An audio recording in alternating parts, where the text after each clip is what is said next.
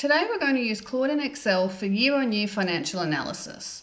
We're going to start with this executive summary and then drill down into product analysis and what's driving the gross margin, including seasonality. Year-on-year analysis isn't about reconciling numbers, it's about understanding your business's trajectory, whether it's growing or declining regarding sales or costs. This is the analysis finance management wants right now, the reasons behind the results, the drivers of the variances. We'll drill down into these using 5 real prompts that I use in my financial analysis work.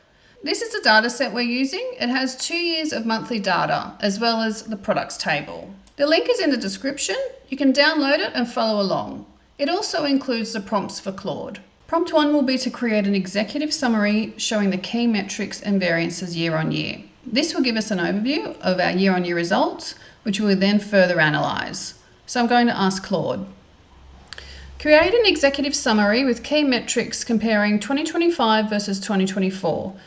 Actuals and variance analysis. Apply conditional formatting for percentages for positive and negative. Include comments on the 3 most important findings in a concise manner. Do not alter the source tables. Claude has created an executive summary for us. It shows us the top metrics and what we need to look into. If we look at these numbers and the key findings, the net sales have increased 4% year on year, which is a great story, 4% up. However, if you look at our gross profit, it's 3% down. Now, if you look at our costs here, we've obviously got some cost increase, which is driving that. But what we really want to find out is the reasons why. You can't just jump to conclusions. Yes, prime cost has gone up, but there could be some other drivers. There could also be specific products or types of products that are driving this. So we're going to dig into these now. In the next prompt, we're going to dig into this net sales line and really drill down into the products to see what's driving the growth. So our second prompt will be finding the strongest and the weakest products. So I'm going to ask Claude. I want to find the strongest and the weakest products. Analyze 2025 versus 2024 net sales by product. Find products growing faster or slower than the overall business, products that declined in sales, products contributing the most overall increase to net sales. Note any discontinued products and rank the products highest to lowest in percentage of growth. Okay, so Claude has created a very comprehensive table looking at the products and the variance regarding net sales year on year. It's put a lot of conditional formatting on here, which I've asked it to, but maybe a bit too much. But in any case, we'll have a look. So here's our 4% growth. Now here is what's driving it. And as you can see, there are specific products driving that growth primarily and some dragging back. There is a discontinued product, so we need to omit that from any further analysis. But as you can see, the net sales for 4 products has actually declined. And that is something we really need to get operations and sales to look into what is happening there. We also have a further 4 that are growing at a slower rate than the rest of the business, under that 4% mark. So again, these would need to be looked at further and considered whether they have long-term viability. Now we also have key findings down here, which is really just summarizing what we're seeing at the top. One thing it's pointing out is these 3 highlighted products here. These are contributing the most. They had the biggest growth of net sales by dollars year on year. And so they have contributed practically all of the growth in net sales year on year. So that's a great result for those products. These are great findings, and management can then go back to the departments in the company and start talking about these products in particular, or how you could grow these products even further based on their popularity. Now, if we go back to our executive summary, obviously our interest is here on our gross profit. Why did it fall? And that's going to be our next prompt. So we're going to find some reasons why this is dropping. So I'm going to ask Claude. Give further insight into why gross margin decreased from 2024 to 2025, even though net sales increased. Rank the products from lowest to highest in gross margin percentage growth to identify the products and the categories where increased cost is placing the greatest pressure on gross margin. Provide a clear explanation on the main drivers of this gross margin decline. Claude has come back with a gross margin analysis. And as I asked, it looked at the products. It's also summarized by category up here. We have the ranking worst to best on gross margin drop.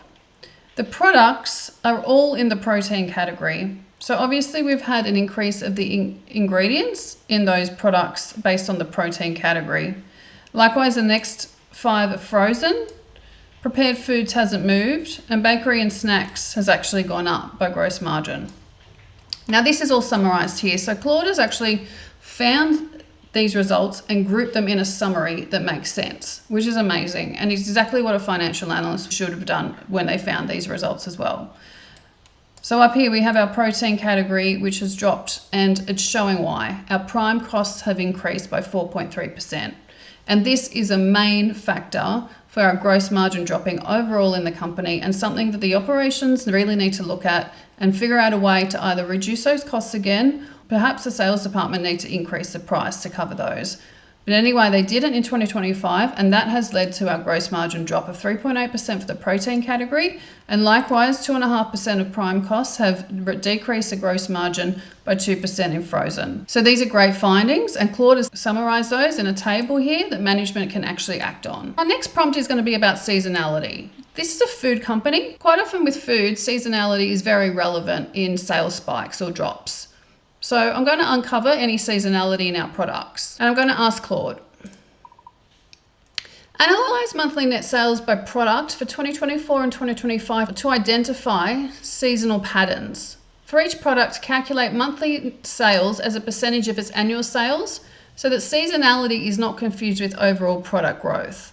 Try to identify seasonal peaks or holiday peaks or any unusual monthly movements.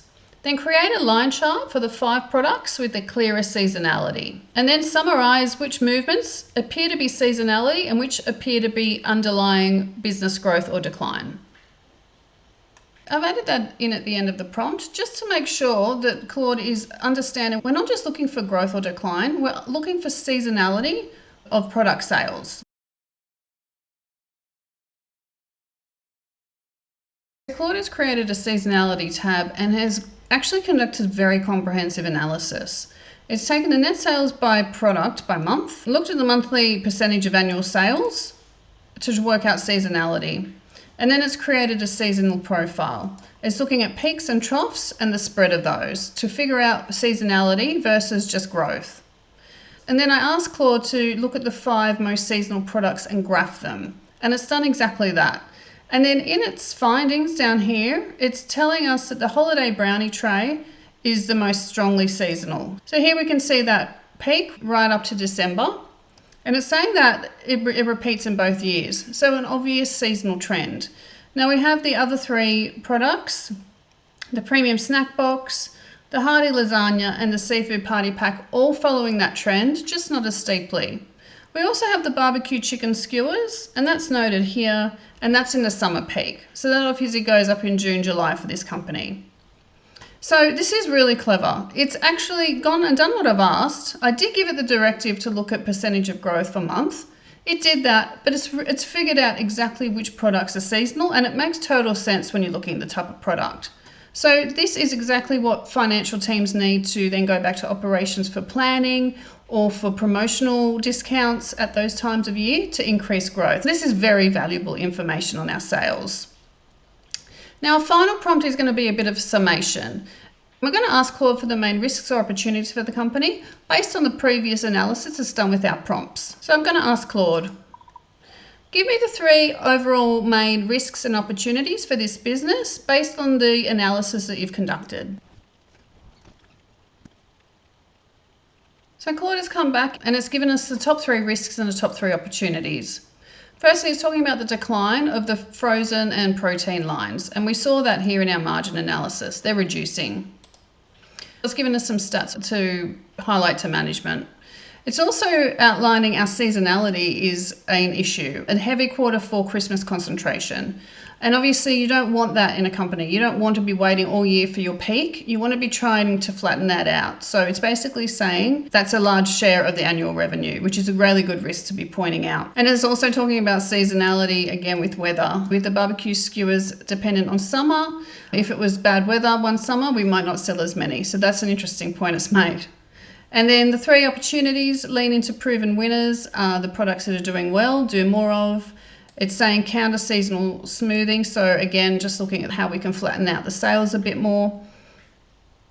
Seasonality of our products means we can predict and plan on those. So depending on what you look at it, that's either an opportunity or risk. These 5 prompts have given us some really clear insight into our data. We've started with this table. Looking at it, you'd have no idea what's going on. It's gone from our executive summary, highlighting the top level metrics, into products, looking at what's driving the margins. And then we looked in our product analysis, what's driving our net sales growth. Then we looked in our gross margin and figured out that there were 2 product categories where the prime costs were lowering our margin. We looked into our seasonality and which products are driving that.